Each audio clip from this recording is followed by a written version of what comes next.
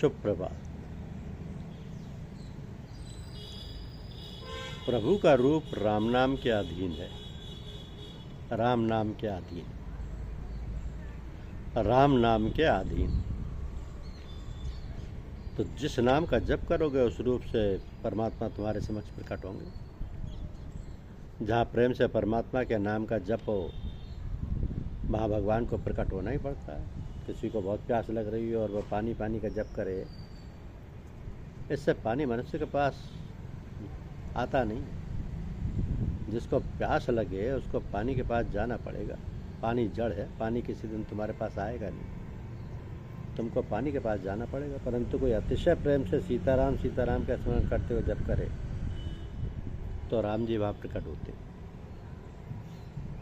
भरत जी को ऐसा अनुभव होता है कि श्री राम जी तो यहाँ ही विराजे हैं।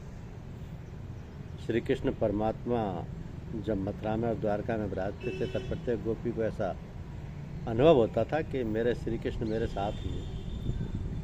जितनी गोपियाँ हैं उतने श्री कृष्ण। उद्धव जी गोपियों को समझाने के लिए गए तब गोपियों ने कहा कि उद्धव वे श्री कृष्ण कोई अलग होंगे जो मथुरा में रहते हैं। मेरे श्री कृष्ण तो मुझको छोड़कर गए ही नहीं। मेरे कृष्ण निरंतर मेरे साथ ही, 24 घंटे मेरा और उनका नित्य संयोग। गोपियों का प्रेम अति शुद्ध। गोपियाँ जब ठाकुर जी का स्मरण करती हैं तब ठाकुर जी को प्रकट होना पड़ता है। गोपियों की निष्काम भक्ति ऐसी है कि वे भगवान को खींच लेती हैं। जहाँ भक्त है वहाँ भगवान। भक्त और भगवान एक ही हैं। भक्त और भगवान अलग रह ही नहीं सकते। तो जिस प्रकार प्रत्येक गोपी को ऐसा अनुभव कराया कि मैं तो तेरे पास ही हूँ, उसी प्रकार परमात्मा ने भरतलाल को भी ऐसा अनुभव कराया कि मैं यहीं विराजा हूँ। भरत जी ने प्रेम लक्षणा भक्ति का दिव्य आदर्श जगत को बताया है। संयोग से सेवा किस रीति से करना, यह आदर्श लक्ष्मण जी ने जगत को बताया है। और श्री राम वियोग में मानव जीवन कैसा होना चाहिए, मानव को किसी रीति से पवित्र जीवन बिताना चाहिए, यह आदर्श भरत जी ने बताया है। तो अपने को श्री राम का वियोग है। मनुष्य का जीवन भरत जी जैसा हो तो श्री राम मिले।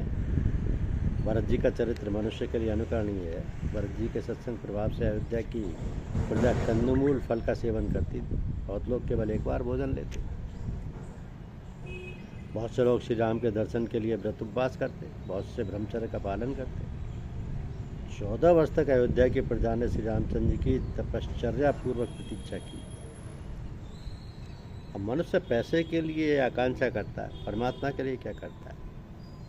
मनुष्य को पैसे जितनी भी परमात्मा की आवश्यकता प्रतीत नहीं होती। लोग कहते हैं कि भगवान के दर्शन हमको नहीं होते।